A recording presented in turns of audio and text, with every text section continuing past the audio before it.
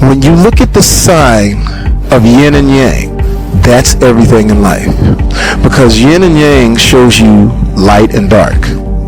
Here's the thing with success. Every time there's success, you have to be prepared for the darkness. So anytime something happens good to you, you have to sort of now look out for what's going to anchor that, because you can't have sunshine without darkness. But you won't know that until you live it. A lot of times when people get to success and don't know that the darkness is coming, that's when you see them trip and fall. Yeah. The Oscars, when people win an Oscar, the ultimate darkness is they may not work again, but you've gone to the mountaintop. You can look at it. It's almost like an algorithm. It's like when they win that big trophy, something happens. If they don't shake it off quick, they can't get back into the game. And so that's the one thing I always constantly prepare myself for. If something great happens, just be prepared for whatever the bullshit is going to come along with. I tell people all the time, appreciate the failures. If you look at anybody who skyrockets in our business, that thing is tough. Like, I talked to a really famous friend of mine, calls me one day, just couldn't get his mind around things. And me, I'm like, what are you talking about? You know, we ended up sitting on this boat, and he's looking out in the ocean, and he goes, I don't know what to do. I said, what the fuck else do you want to do? I just don't know where to go with my career. I said, let me explain something to you. We're on a $23 million boat. We're sitting in front of a $50 million house. What are you talking about? But I couldn't put myself in his head because he had lived on top of the world for so long, and then a couple of things happened and he felt like he wasn't. And I was like, I can tell you this. It's lonely at the top. He said, what you mean? I said, you know why it's lonely? You didn't take anybody with you when you went there. There's things to be learned about getting there. Like, if you're going to get to the top, make sure you got your friends, somebody that, you know, keeps you in check. That's the intangible. That's the thing that has nothing to do with anything but whoever created us. I'll say it's God. I said, God says you can't have it all. Just a few hundred feet down at the Comedy Store, there was a guy named Eric Bishop, which is that's my real name, Eric Marlon Bishop, who was at the Comedy Store, who just got my jokes. I stayed at this place called the Hastings Hotel on Hollywood Boulevard. It's torn down now, but it was just like derelicts and crazy view, and I bought my own sheets and stuff, and I would buy those 3-minute burritos from 7-Eleven. I bought me a little microwave, I put it in and work on my 3-minute set while it's cooking. Finish my burrito and then go down to the Comedy Store. I'm Eric Bishop. I get on and I get a standing ovation. Everybody's going crazy. Then I came back. I couldn't get back on because the comedians ran the list and they saw that I got a standing ovation that night, so they would never put me back on. So I was like, damn. So I started going to other comedy clubs. I ended up at the Santa Monica Improv, and they were having the evening at the Improv back in the day. And at that time, like, hundreds of guys would show up for the potluck, for the open mic night. And there would be 3 girls that would show up. The 3 girls would always get on. So I said, you know what, damn it, I'm going to write on this paper, Stacey Green, Tracy Brown, Jamie Foxx. They end up picking the name Jamie Foxx thinking that I was a girl. Jamie Foxx, is she here? You're going to go first? I said, no, brother, that's me. Okay. And I go up in the middle of the show. They call me Fresh Meat because they were actually taping real comedians, and they said, put the fresh meat up, because they're thinking I'm going to get booed. Yeah. I end up getting a standing ovation. That's when Jamie Foxx was born, about 27 years ago. Not to talk in third and fourth person, but Eric Bishop centers Jamie Foxx. Like, Eric Bishop is Terrell, Texas. Never left that. Never forget that I'm from Terrell. Eric Bishop turns the lights on. Exactly. He turns on the light. He's from Terrell, Texas. Never changed. And it's interesting. Eric Bishop is like Clark Kent. Jamie Foxx is like the Superman. Yeah. And it does take energy to be Jamie Foxx. I want to go back to something you said about Hollywood. These bright lights are so appealing and so attractive, but they're heavy as fuck, and they'll reveal the cracks. Yeah. But it's not just Hollywood, it's everything. On top of it, it's the mind fuck. You know, there's another guy on the rise that's looking for the part. If you're fighting somebody, it's all on you. Yeah. In Hollywood, it's someone else dictating your fight. Yeah. You may not even be able to get in the movie to show them that you can do your thing or your fight, so it works on your noodle. I work with a lot of white male actors. It's really tough, because it's a billion male white actors. All of these guys are basically fighting for the same thing. Me, It's only 9 of us. It's 9. I'm gonna work. I don't know if I'm gonna work in that movie or this one, but eventually you need a black dude for something. I know something's gonna come my way because it ain't that many of us. Am I right? You got to look at what you're doing. It's like we're playing make believe all the time. This is make believe. This is. I mean, we're all sort of.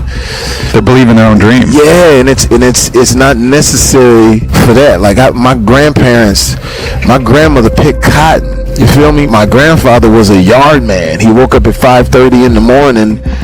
So when I can wake up at 5:30 in the morning and somebody is picking out my clothes to play a part, you know, you kind of go like, you know, you're making a mountain out of.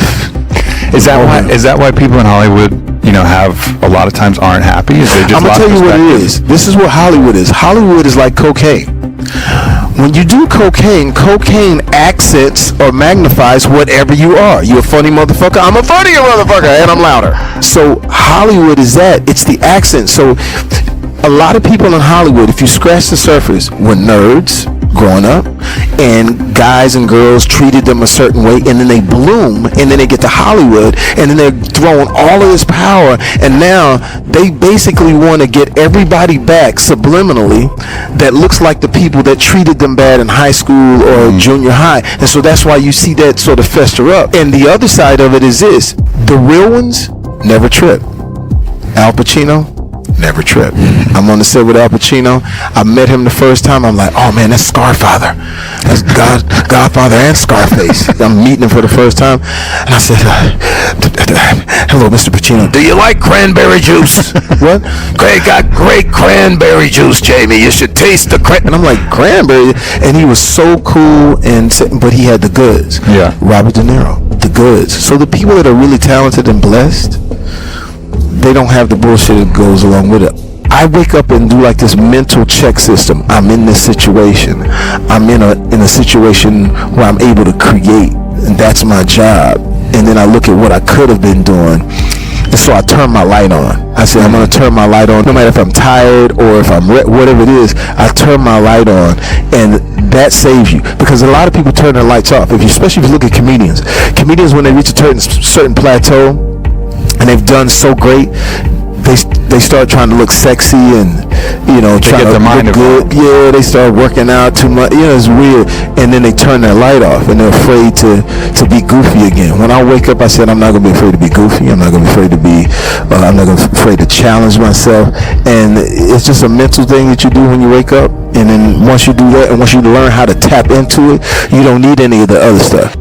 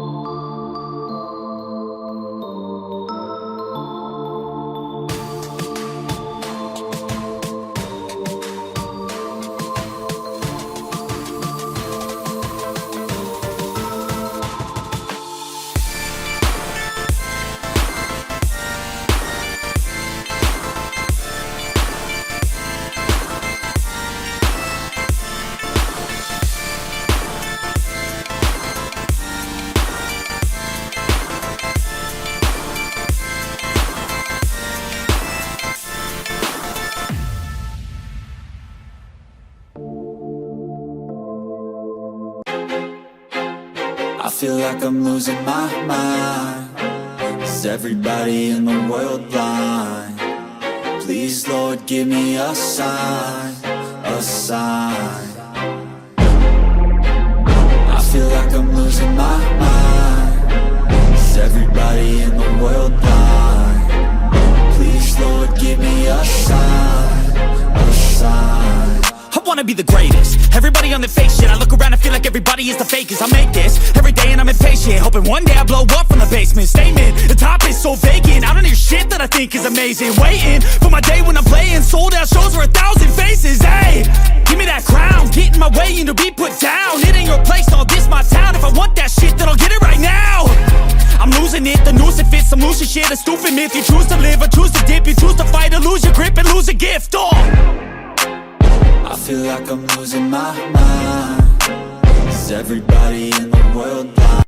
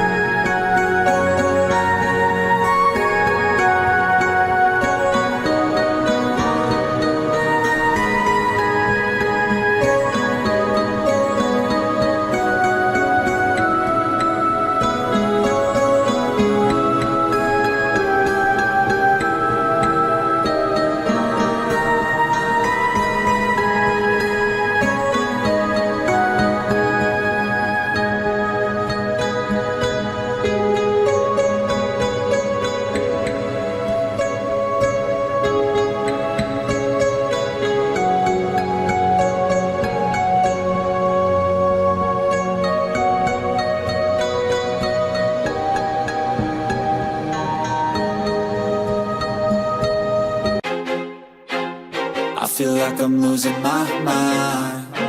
Is everybody in the world blind? Please, Lord, give me a sign, a sign. I feel like I'm losing my mind. Is everybody in the world blind? Please, Lord, give me a sign, a sign. I wanna be the greatest. Everybody on the fake shit. I look around and feel like everybody is the fakest. I make this every day and I'm impatient, hoping one day I blow up from the basement. Statement, the top is so vacant. I don't hear shit that I think is amazing. Waiting for my day when I'm playing sold out shows for 1,000 faces. Hey, give me that crown, get in my way and to be put down. It ain't your place, all this my town. If I want that shit, then I'll get it right now. I'm losing it, the noose it fits, I'm losing shit. A stupid myth, you choose to live or choose to dip. You choose to fight or lose your grip and lose a gift. Oh, I feel like I'm losing my mind. Is everybody in the world blind? Please, Lord, give me a sign, a sign. I feel like I'm losing my mind. Is everybody in the world blind? Please, Lord, give me a sign, a sign. yeah. There's no mercy in this world, just hunger-thirsty persons in different versions. Each new update, that shit worsens. Why? Pull back the curtain and you'll see the different vermin. We all have different burdens that all seem to cause disturbance. Yo, so do me a favor, don't treat me like a neighbor. Don't need the different flavors of your problems just to savor.